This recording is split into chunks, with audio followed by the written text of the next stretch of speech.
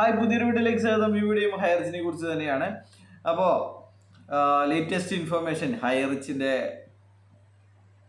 Management എന്ത് നടപടി സ്വീകരിച്ചു വരുന്നു എന്നതിനെ കുറിച്ചുള്ള ഇൻഫർമേഷനാണ് ഈ വീഡിയോയിലൂടെ പങ്കുവെക്കുന്നത്. നമുക്കറിയാം, 50-ലധികം FIRകളിൽ പേരുള്ള ഒരു വ്യക്തിയാണ് പ്രതാപൻ. നിലവിൽ EDയുടെ മണി ലോണ്ടറിങ്, കള്ളപ്പണം വെളുപ്പിക്കൽ കേസിൽ അകത്താണ്. വിദേശത്തേക്ക് പണം കടത്തിയ കേസിൽ EDയുടെ കസ്റ്റഡിയിലാണ്.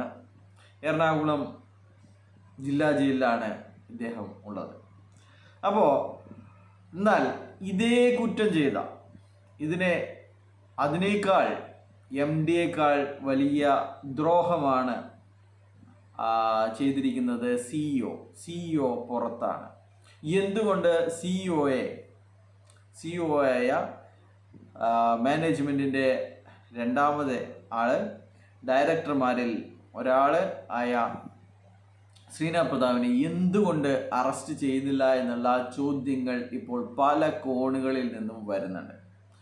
അതുകൊണ്ട് തന്നെ ശ്രീനാഥ് പ്രതാപനും അടുത്ത ദിവസം തന്നെ, ചിലപ്പോൾ നാളെ തന്നെ മുൻകൂർ ജാമ്യാപേക്ഷ നൽകാനുള്ള എല്ലാ തയ്യാറെടുപ്പുകളും നടത്തിയിരിക്കുകയാണ്.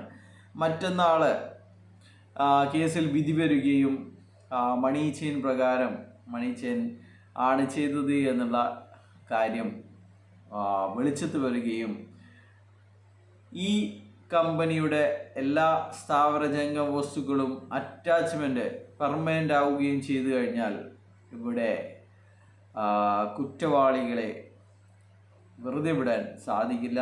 അതുകൊണ്ട് തന്നെ ഈ കുറ്റം ചെയ്ത ജാമ്യമില്ലാത്ത വകുപ്പ് പ്രകാരം ഇവരെ അറസ്റ്റ് ചെയ്യേണ്ടതുണ്ട്.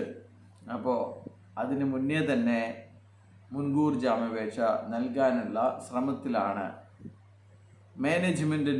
ഏക മാനേജ്മെൻറ്റ് എന്ന് പറയുന്ന ശ്രീനാഥ് പ്രതാപൻ എന്നാണ് ഇപ്പോൾ അറിയാൻ കഴിയുന്നത്. അപ്പോൾ എന്തായാലും നിലവിൽ പ്രതാപിൻ്റെ ബഡ്സ് കേസിലെ ജാമ്യാപേക്ഷ ഇപ്പോൾ നാളത്തേക്ക് മാറ്റിയിട്ടുണ്ട്.